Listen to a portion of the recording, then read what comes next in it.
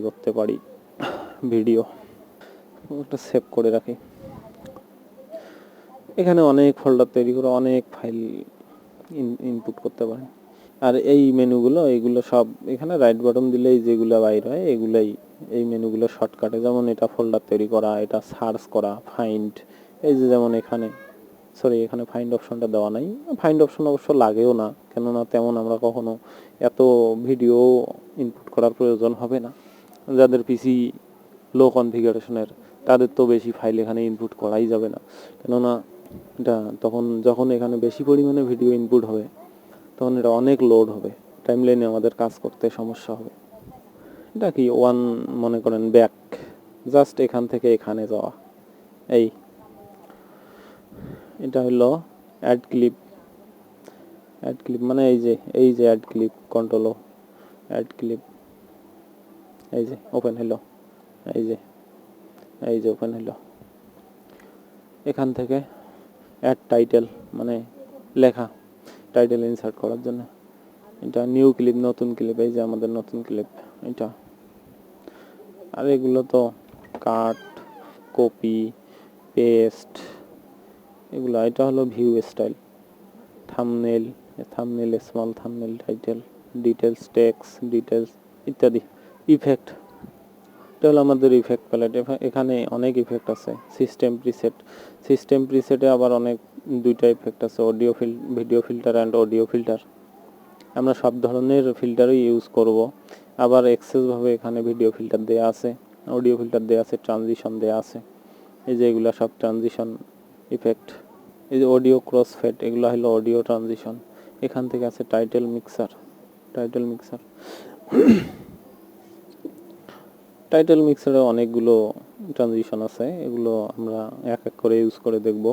আর এই যে cares, এডিএসে video এডিটিংয়ের সময় ভিডিওকে বিভিন্ন পথে রাউন্ড অথবা নড়াচড়া করার জন্য এই কেয়ার্সের খুব প্রয়োজন হয়।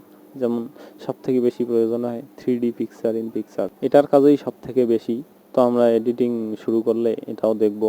এখন সিকোয়েন্স মার্কার, সোর্স ব্রাউজার।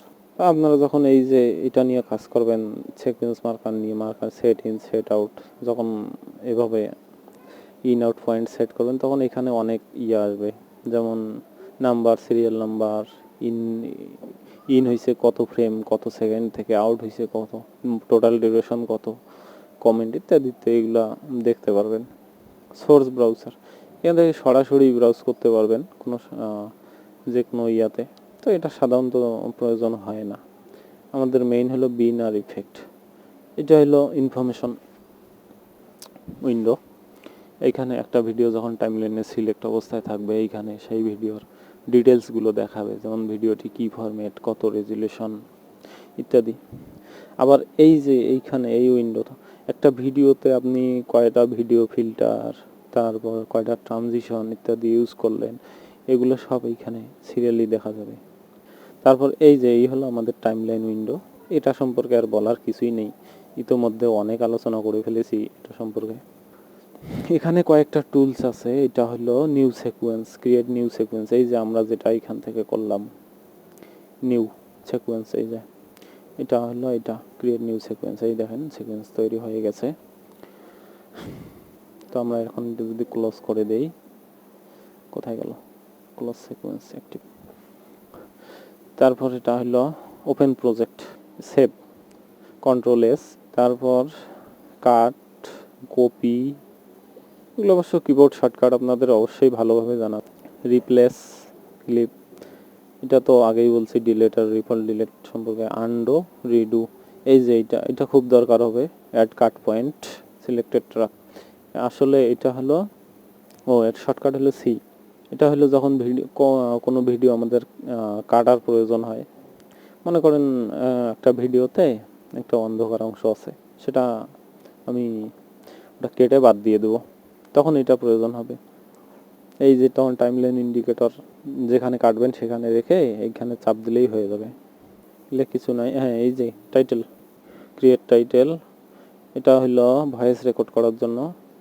এটা হলো রেন্ডার ইন, ওই যে রেন্ডার যেটার কথা বলছিলাম, রেন্ডারের কাজ এখন আবারও বলছি, যাদের পিসি লো কনফিগারেশনের গ্রাফিক্স কার্ড নাই তাদের এই রেন্ডার অপশনটা তাদের জন্য প্রচণ্ড গুরুত্বপূর্ণ।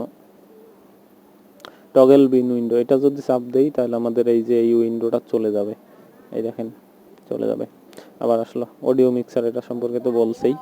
টগল ভেক্টর শেপ, এটা আসলে তেমন কিছু না, কোনো কাজ থাকলেও আমি এটা কখনো ইউজ করি নাই। আমি এটা হলো প্যালেট, টগল প্যালেট ডিসপ্লে। এই যে এটা ইফেক্ট কই গেল রে, এই যে প্যালেট, এটা এই যে এটা।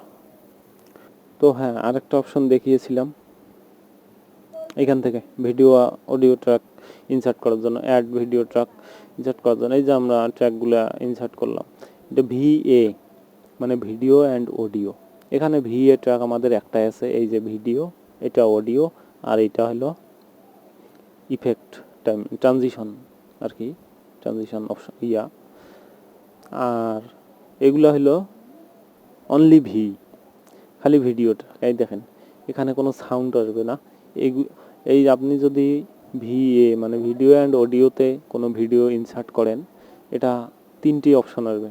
ট্রানজিশনটা না আসলেও ভিডিও আসবে এটা এই উপরের ইয়াতে টাইমলাইনে, আর অডিও আসবে সাথেই অডিও। আর আবার যদি এই যে অনলি ট্র্যাকে যদি আপনি ভিডিও ইনসার্ট করেন তাহলে ভিডিও এখানে ইনসার্ট হবে, কিন্তু অডিওটি অটোমেটিক্যালি এই যে অডিও ট্র্যাকে এগুলো যদি ফিল আপ থাকে সব অডিও ট্র্যাক দিয়ে, তখন নতুন করে একটা অডিও ট্র্যাক ইনসার্ট হয়ে অডিওটা আলাদাভাবে অডিও ট্র্যাকে আসবে। তো 2 ধরনের ট্র্যাক নিয়েই কাজ করা হয়। তো আমি সাধারণত ভিডিও অ্যান্ড অডিও এই ট্র্যাকটাই নিয়ে কাজ করি। এই শুধু ট্র্যাক আমি খুব কমই ইউজ করি, একান্ত প্রয়োজন ছাড়া। Video and audio and track এগুলো সম্পর্কে জানলাম। যদি এখানে নাম্বার দেখাবে, মানে অনেক আমার জানি না, তবে একটা ধারণা আছে যে মনে হয় 99 পর্যন্ত ট্র্যাক অ্যাড করা যায় এডিএসে। আমি কখনো দেখিনি, আমার প্রয়োজন পড়েনি, আমার সর্বোচ্চ 10টা প্রয়োজন হয়েছিল। এখান থেকে আপনি টাইটেল ট্র্যাকও অ্যাড করতে পারেন। এই যে আমাদের টাইটেল 1, টাইটেল 2 এইভাবে সিরিয়ালে আসতেই থাকবে। এখানে হলো অডিও ট্র্যাক, এই যে এগুলো আমাদের অডিও ট্র্যাক। এটা হলো আমাদের টাইমলাইন ছোট বড় করার জন্য। মনে করেন এখন এই যে 1 ফ্রেম, এখন আছে 1 ফ্রেম করি ভিডিও ফ্রেমটা কি ওটা এডিটিংয়ের সময় অবশ্যই বলবো। ফ্রেম রেট যেটা আর কি, তো ভিডিও এডিটিংয়ের সময় অবশ্যই বলতে হবে, কেননা আমাদেরকে কখনো যখন আমরা কোনো গানে যখন আমরা হাইলাইট তৈরি করব তখন আমাদের এই ফ্রেম নিয়েও কাজ করার প্রয়োজন হতে পারে। তো অবশ্যই এটা জানতে পারবো ভিডিও ফ্রেম রেট কি।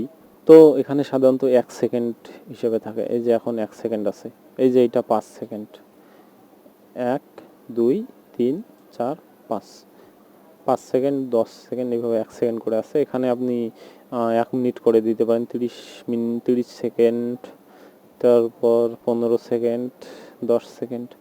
এবং সবচেয়ে বড় কথা হলো আপনি যদি স্টার্ট এবং এন্ড একসাথে দেখতে চান তো এখানে ফিট করে দিতে পারেন। ফিট করে দিলে ভিডিও যত বড়ই হোক না কেন ওটা এইটুকুন টাইমলাইনের মধ্যেই দেখা যাবে আর কি।